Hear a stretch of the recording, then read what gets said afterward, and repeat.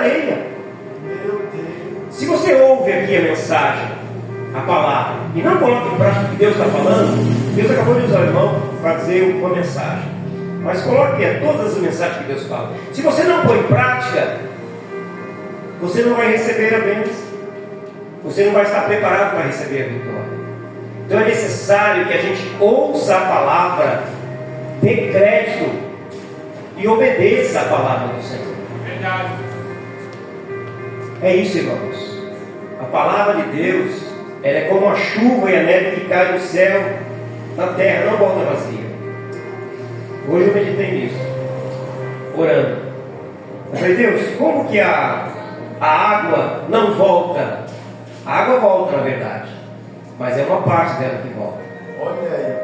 Quando cai a chuva na terra, rega a terra, faz produzir, mas uma parte da água ela volta. E eu fiquei meditando na palavra. A palavra vem, uma parte da palavra a gente recebe, outra parte não. E essa parte que a gente às vezes rejeita é aquela que vai nos curar. Olha aí, irmão. É aquela que vai nos fortalecer. É aquela que Deus quer que a gente coloque em prática. É isso, irmãos. Então preste atenção na parábola do semeador. Jesus falou que uma parte cai sobre as pedras e vem as aves do céu e leva. Não deixe o diabo tomar de você aquilo que Deus está te dando. Porque Deus está te dando. Aqui na igreja, nós ouvimos Deus falar conosco. É aqui na igreja. Jesus, obrigado, Pai. Eu gosto muito de internet, vídeos e tal, mas eu costumo dizer, por onde eu passo, que o Senhor coloca no meu coração, que a palavra para você que é crente daqui, você vai receber aqui. Olha aí. É aqui que você vai ser alimentado. Não fica escutando um monte de vídeo, coisas, pregação de prosperidade, que o que Deus quer tratar com você, Ele vai tratar aqui nessa casa. Porque você é ovelha daqui.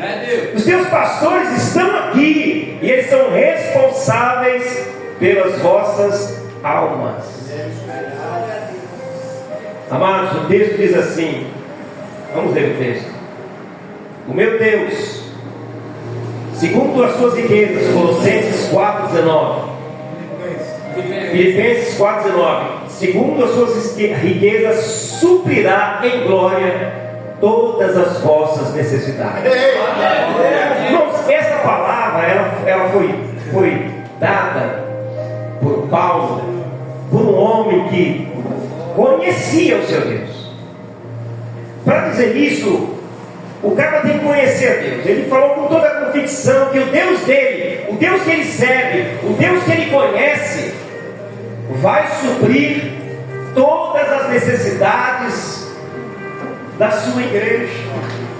Então é necessário, foi até cantado aqui, eu quero conhecer a Deus. Não foi isso o refrão? É muito importante, é fundamental nós temos o desejo de conhecer a Deus. E Deus quer que a gente conheça Ele. Meu Deus. Deus quer que a gente conheça Ele. Certa vez Jesus perguntou para os seus discípulos: o que dizem os homens aí fora que eu sou? O que eles dizem a meu respeito? Eles falaram: ó Senhor, uns dizem que tu és o Elias, outros dizem que tu és um dos profetas que ressuscitou.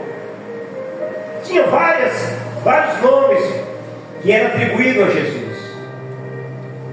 Na verdade, Jesus sabia de tudo aquilo. E aí vem a pergunta dos apóstolos, que é a pergunta que Deus quer fazer para mim e para você. E vós? O que vocês pensam de mim? O que vocês acham que eu sou? Quem eu sou para vocês?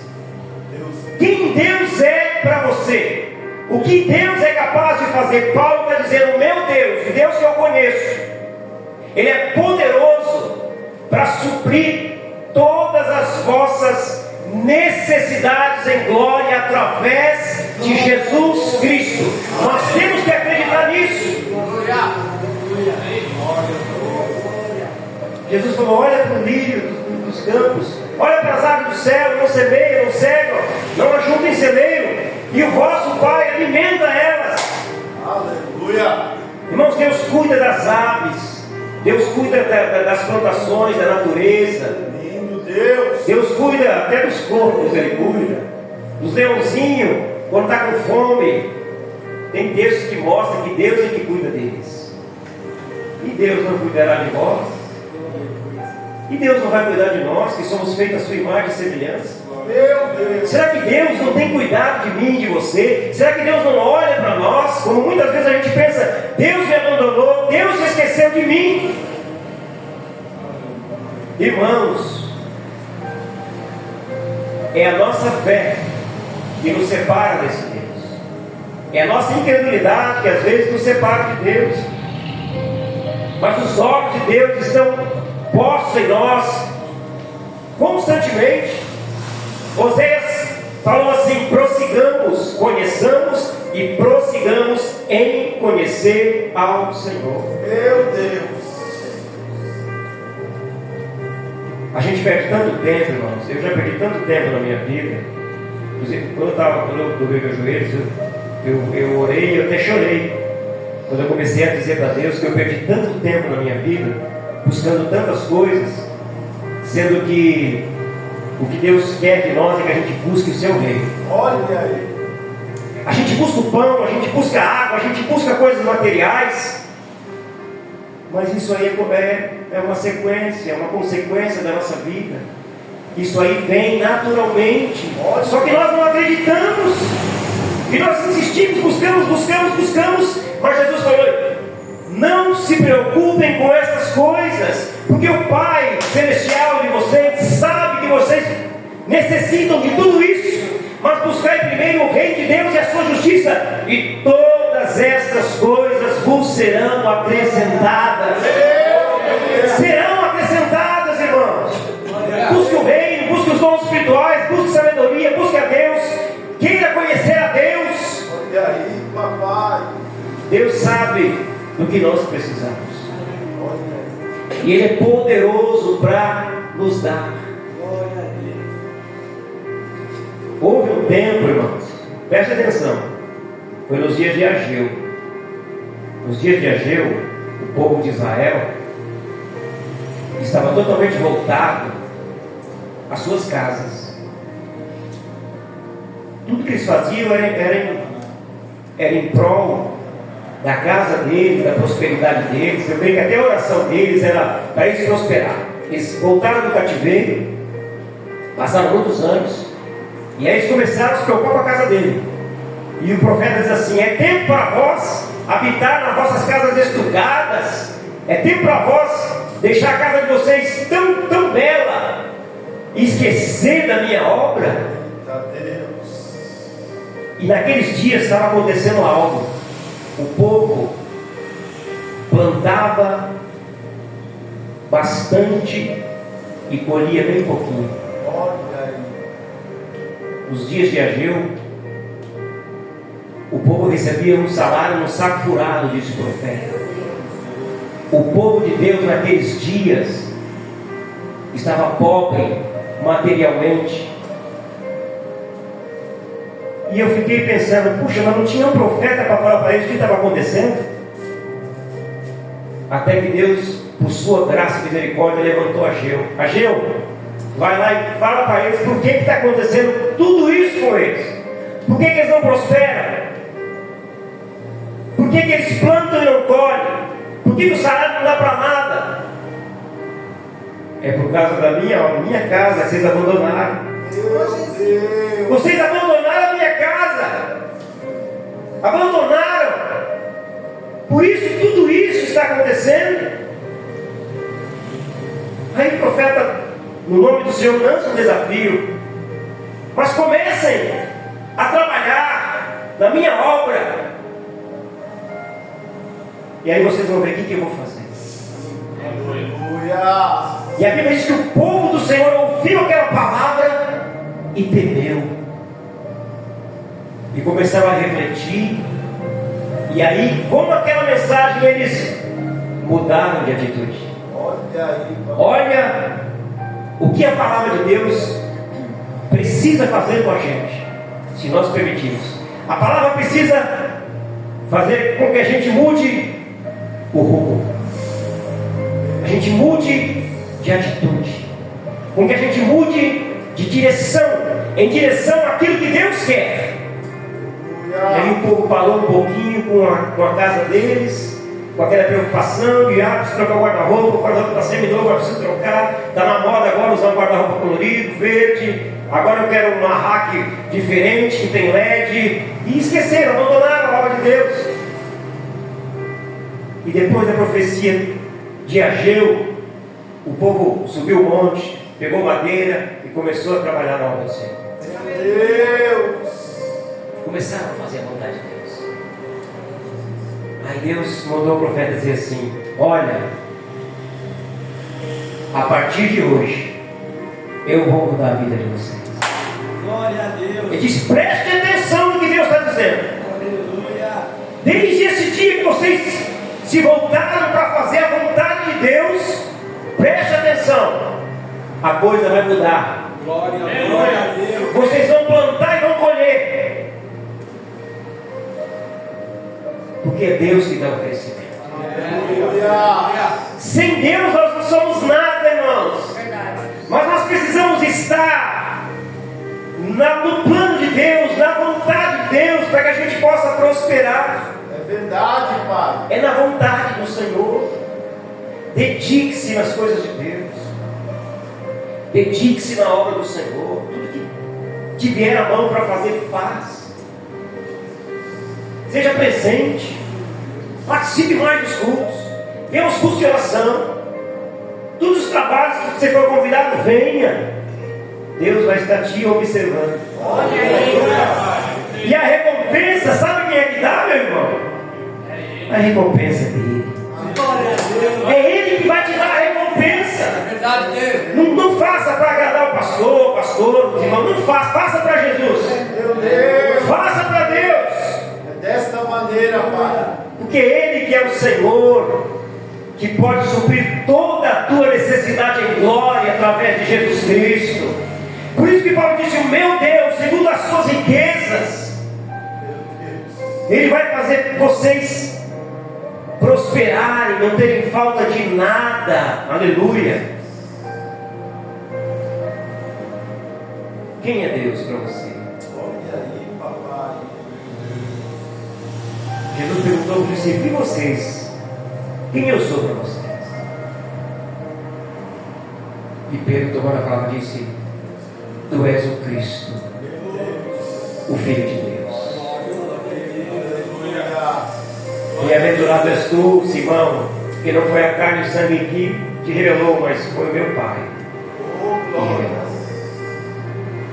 Então essa é a pergunta que a gente tem que fazer para nós mesmos. Quem é Deus para mim?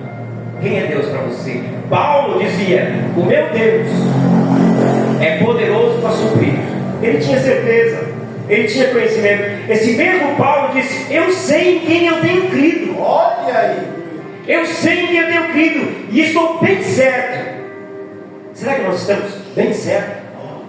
Será que nós sabemos em quem nós estamos crendo? Será que nós sabemos o poder que Ele tem, o cuidado que Ele tem sobre a vida de cada um de nós?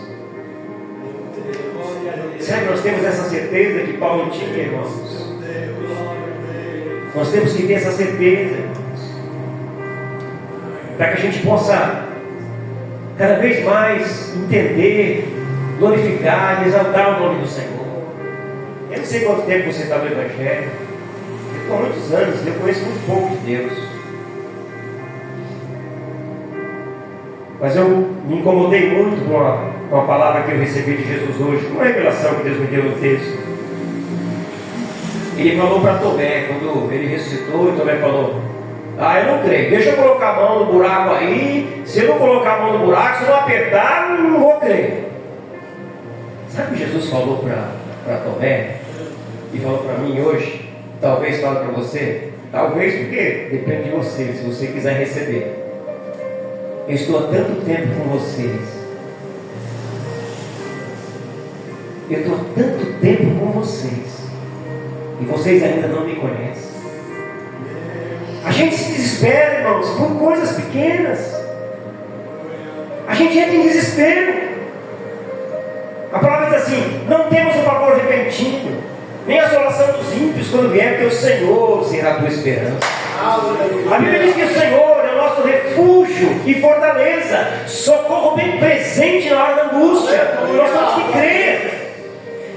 Jesus disse que estaria conosco todos os dias, mas tem dia que a gente acha que Ele não está conosco, então a gente não acredita no que Jesus falou. Não foi o pastor Jefferson, a pastora Paula que falou isso, foi Jesus que disse que estaria conosco todos os dias, até a consumação dos séculos. Ainda que pareça que Ele não está, Ele está conosco. Eu creio. Aleluia. Eu acho que foi lido hoje: o Deus de Jacó está conosco.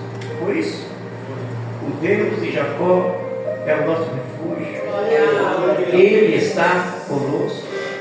Estou há tanto tempo convosco e não me tens conhecido ainda. Jesus ficou triste. Eu acho que Jesus fica triste com a igreja quando a gente não conhece Ele, se desespera. É claro que o vento, a tempestade, irmãos, isso causa um abalo na nossa vida. Lembra de Pedro, quando Jesus caminhava sobre a água? Coisa linda. Eu me coloco naquele cenário. Eu fico pensando aqui em Jesus andando sobre as águas e Pedro lá falando com ele. Daqui a pouco Pedro: Senhor, se és tu, o Filho de Deus, faze com que eu ande sobre as águas. E Jesus falou: vem. E a Bíblia diz que ele foi. Irmãos, Pedro foi. E a Bíblia diz que Pedro andou. Não sei quantos passos, mas ele andou. Aí a Bíblia diz que sentindo o vento forte e aquele barulho das águas, ele teve medo e ele duvidou. Oh, coisa triste é a dúvida. Não deixa a dúvida entrar no teu coração, igreja. Deus é Deus, Deus é Senhor, sempre será. Deus é o teu Deus todo dia. Ainda que não pareça, Ele está. Ele está contigo. Ainda que pareça que a tua oração não está subindo, mas está subindo sim. Ele ouviu sim. Ah, mas Deus está demorando para responder. Deus tem os seus motivos para não responder. Você tem que crer. A nossa parte é crer. E a Bíblia diz: se creres, verás a glória de Deus. Creia, irmãos. Creia que esse Deus é poderoso para suprir todas as nossas dificuldades, as nossas ansiedades. Não deixa a dúvida fazer você naufragar. Somos humanos, irmãos. Deus sabe, Deus conhece a nossa estrutura. Até Davi passou por momentos assim, de dúvida. Mas você precisa se policiar. Nós temos que reagir quando vem essa dúvida. Quando Davi passava por uma luta muito grande, eu vejo ele conversando com ele mesmo. Ele diz assim: a alma dele estava angustiada e triste. Ele disse: por que estás abatida, minha alma? Por que você se desespera dentro de mim? Espera em Deus, confia em Deus, porque você ainda vai louvar Ele. Oh, minha alma, não fica assim desse jeito. Ele não reclamou com Deus, ele reclamou com ele mesmo. Oh, para com isso. Minha alma, desperta, se alegra. Você vai louvar sim o nome do Senhor. Está passando por coisa difícil, irmão? Fala para a tua alma: espere em Deus, você vai louvar. Espere em Deus, porque você vai cantar. Aleluia. No tempo de Deus, na hora certa, Deus vai trazer a vitória para você. Aleluia. Mas peça sempre para Deus falar a verdade. Eu tenho orado para Deus: me chacoalha com a verdade, Jesus. Eu já fui enganado, irmãos, com tapinha nas costas. Já fui enganado. Olha aí. Já fui enganado. Teve um rei que estava doente, e ele mandou um dos seus servos perguntar para Eliseu se ele ia ficar, se Deus ia curar ele. Ele mandou um servo. E aí ele foi a Azael. Ele foi, perguntou para o profeta, e o profeta falou que ele ia morrer. Aí quando aquele servo voltou para o rei, o que ele disse? Ele disse que você vai viver. Ele disse: você vai viver. Ô irmão, se o homem está ali doente e Deus falou para ele que ele vai viver, ele vai fazer o quê? Nada. Mas Ezequias falou: você vai morrer. Aí Ezequias se moveu. Quando a gente ouve a verdade e se move, Deus muda. Deus não tem prazer na morte do ímpio. Por isso que ele colocou a atalaia. Falou para Ezequiel: se o ímpio pecar, eu te mandar falar, e se não falar, ele vai morrer. E eu vou cobrar de você. Meu Deus, é forte. Eu vou cobrar de você, Ezequiel. Mas se você falar e ele não se arrepender, ele vai morrer, e o seu sangue, a culpa vai ser dele mesmo. Olha a responsabilidade da gente que, pela graça e bondade de Deus, transmite a palavra do Senhor. Então, se o teu pastor puxar por ele, se o teu pastor falar alguma coisa assim de Deus forte para você, receba. Tem pessoas que ficam com mimimi. Não, que o pastor me falou uma coisa dura, eu não gostei, irmãos. Você sabe com que a gente é curado? A gente é curado com a verdade. O remédio para curar é amargo. Mas é que agora inventaram os remédios bem docinho, né? E cheio de açúcar os remédios. Mas antigamente os remédios eram tudo amargo. É remédio que cura e amargo. Então nada como a verdade. E Jesus disse: conhecereis a verdade, e a verdade vos libertará. Queira a verdade, deseja a verdade, busque de Deus a verdade. Aleluia. É isso, irmãos. É isso que Deus quer falar conosco. A gente tem que buscar de Deus a verdadeira revelação. Não adianta a gente viver enganado. A gente tem que saber o que nós precisamos fazer para melhorar.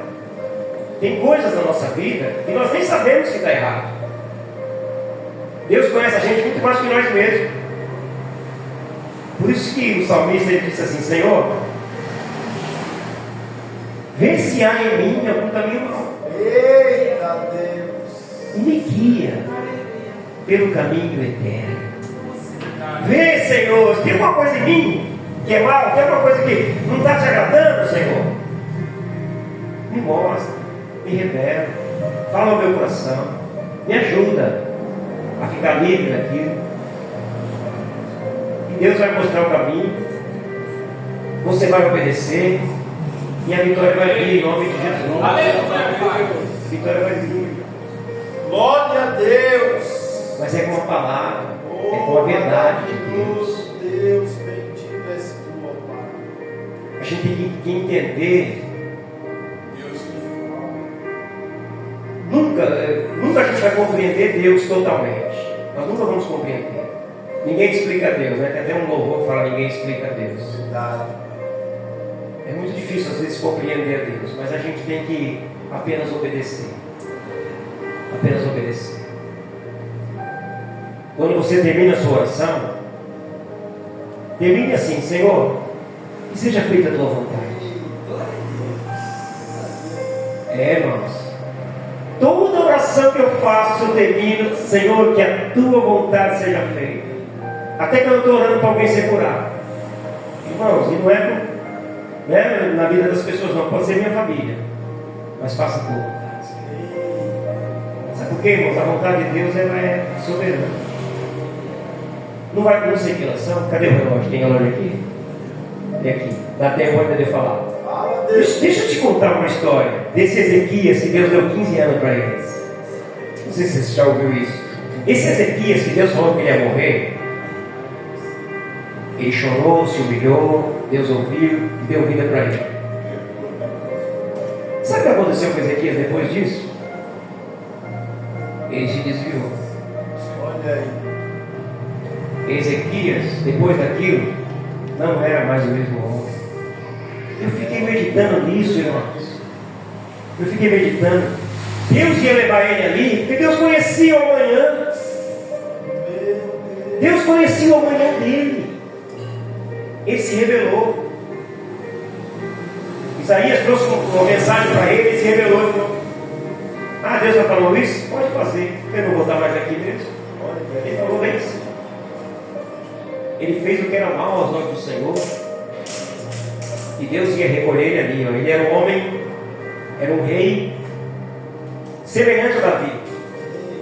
Um rei que fez a vontade de Deus, e Deus foi glorificado através da vida dele. Mas aqueles 15 anos depois, foi terrível.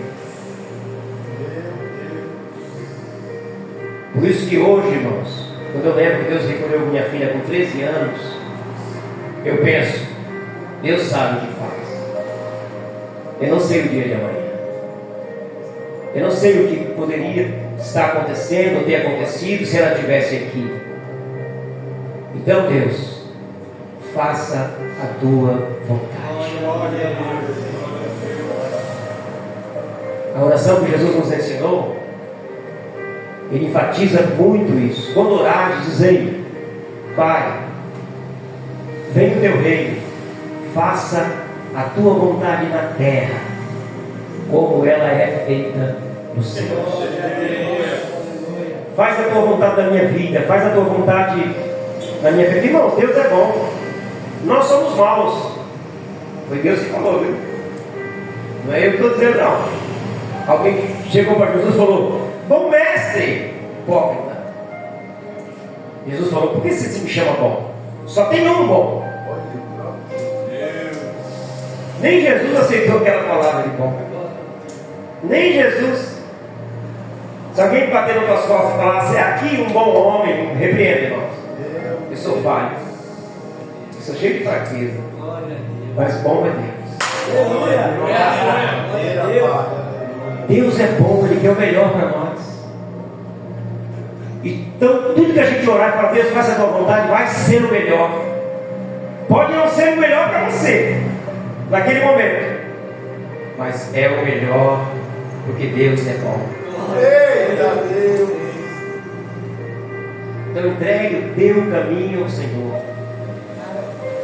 Confia nele. Confia no que Ele faz. Confia no que Ele diz. Confie no seu modo de fazer, nas estratégias de Deus, que é totalmente diferente às vezes da nossa. Quando você orar, não ensine Deus a fazer. Deus faz isso, isso, isso. Não, Deus, eu preciso dessa vitória. Eu não sei como, Senhor, mas age. Glória a Deus. Não sei como. Deus às vezes faz um caminho diferente. Deus faz diferente. Às vezes a gente vê dentro do nosso lar, a gente querendo Deus uma transformação, e a gente acha que Deus vai fazer de um jeito e a gente não vê aquilo acontecendo. Mas Deus está fazendo totalmente diferente. Totalmente diferente. Irmãos, uma coisa a gente tem que acreditar. A Bíblia diz, é Deus que diz: desde a antiguidade não se ouviu falar, com os olhos não se viu, com os ouvidos não se ouviu um Deus além de ti, que trabalha para aqueles que nele esperam. Espere em Deus, confie em Deus, acredite em Deus. Glória a Deus. Não diga Deus faça, não diga Deus continue fazendo. Porque Deus já está fazendo, irmãos. Deus já está trabalhando. Você está aqui hoje glorificando, ouvindo a palavra. Deus está trabalhando por você. Deus está trabalhando pela tua causa. Glórias a Deus. Porque Deus peleja por aqueles que nele esperam. Por isso que é bom ter esperança. Bom é esperar em Deus, com paciência, sem murmurar, porque nós não entendemos nada. Nós não entendemos nada. Lembra de Israel, quando estava saindo do Egito? E Deus guiando o povo. Deus guiando, hein? Deus guiando. Moisés vai por aqui, vai por ali, por ali. Aí o povo parou de frente do mar. De frente do mar. E aí olharam para trás, lá vinha Faraó. Olha aí. Isso acontece muito conosco. Aí aquele povo que não tem conhecimento de Deus, olha para Moisés e fala: Moisés, o que você fez? Você nos trouxe aqui de frente do mar, não dá nem para correr, não tem para onde ir. Nós não temos saída. Não sabendo que Deus tinha um plano preparado. Glória a Deus.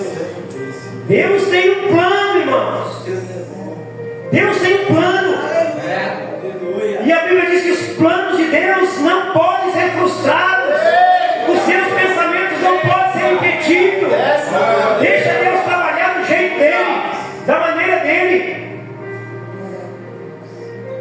Lá vem o faraó atrás deles. Deus falou: Moisés, por que clamas a mim? Diga o povo como achar. Estende a tua vara aí, estende esse cajado aí, Moisés. Moisés obedeceu, ele era obediente, e Deus abriu o mar. Que coisa linda, irmãos. Irmãos, aquilo não foi improviso, aquilo foi um planejamento. Aquilo foi um planejamento de Deus. E é difícil a gente compreender o planejamento de Deus. Se a gente tentar entender, nós não vamos entender. Não quer entender o agir de Deus. Apenas creia. Apenas creia. Diga para o teu irmão: apenas creia. Apenas creia. Aleluia. Apenas creia.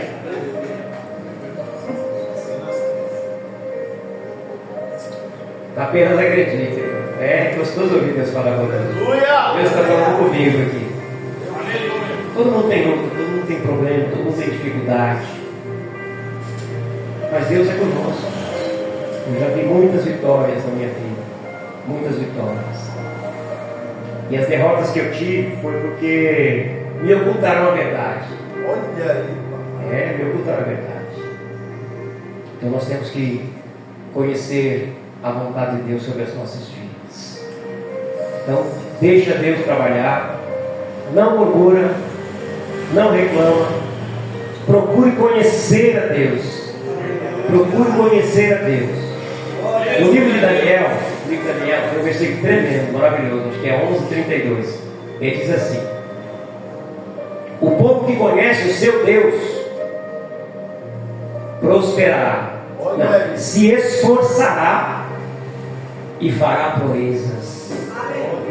O povo que conhece o seu Deus se esforçará e fará proezas.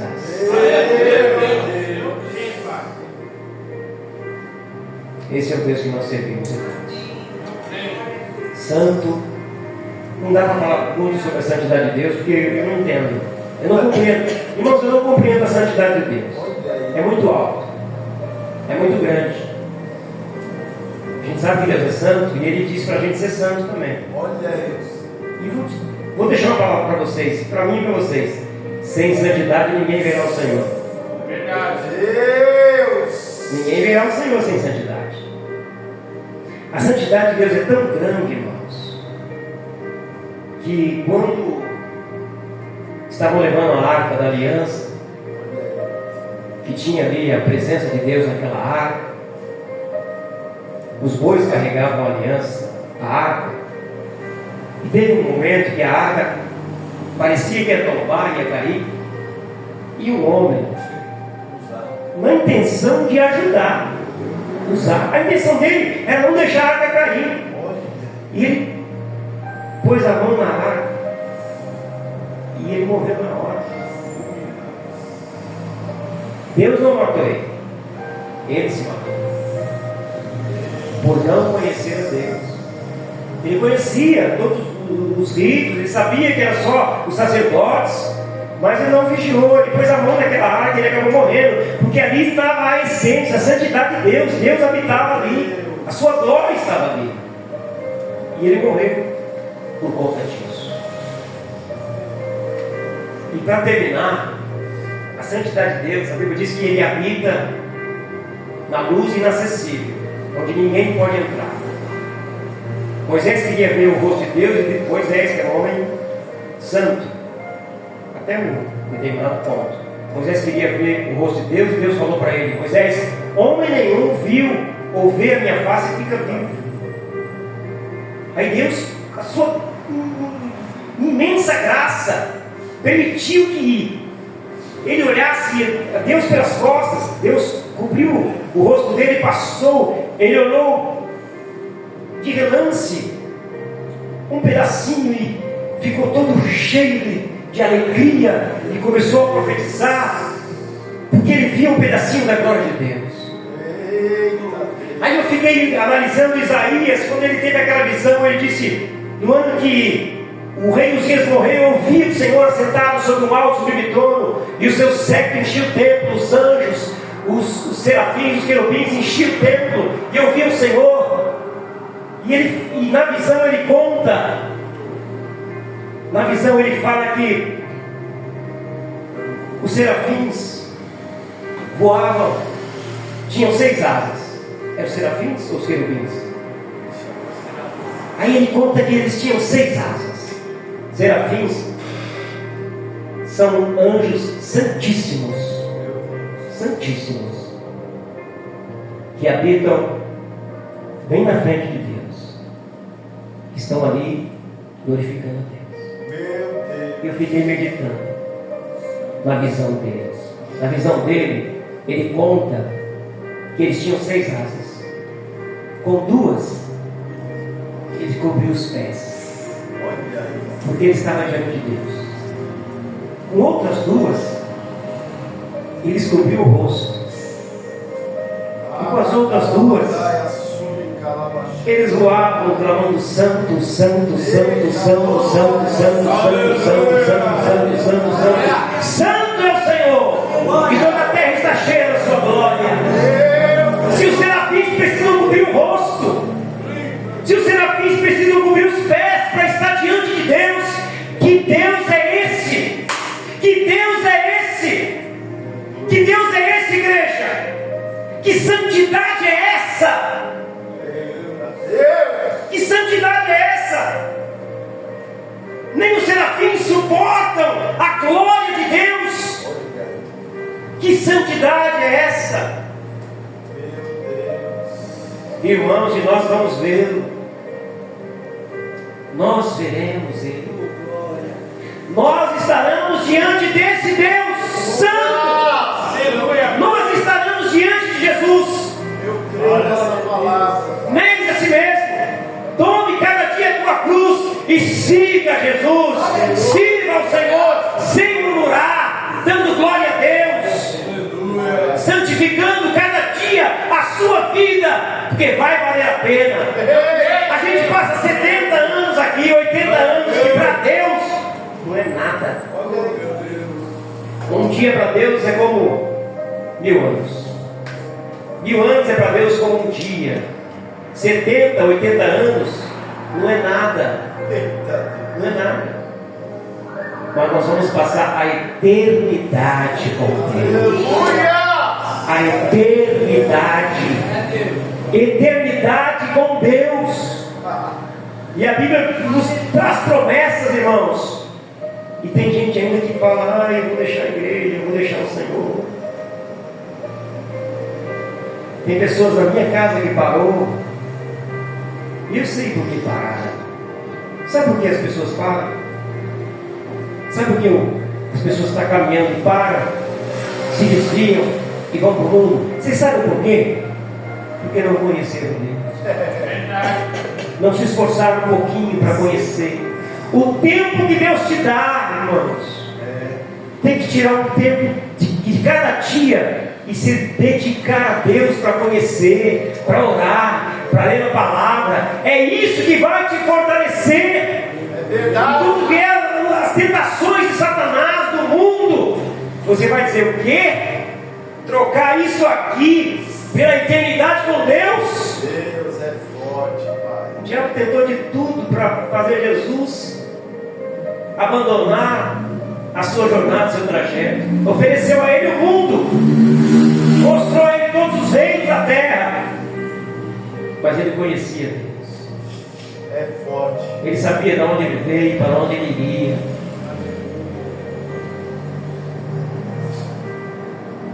Vale a pena, irmãos.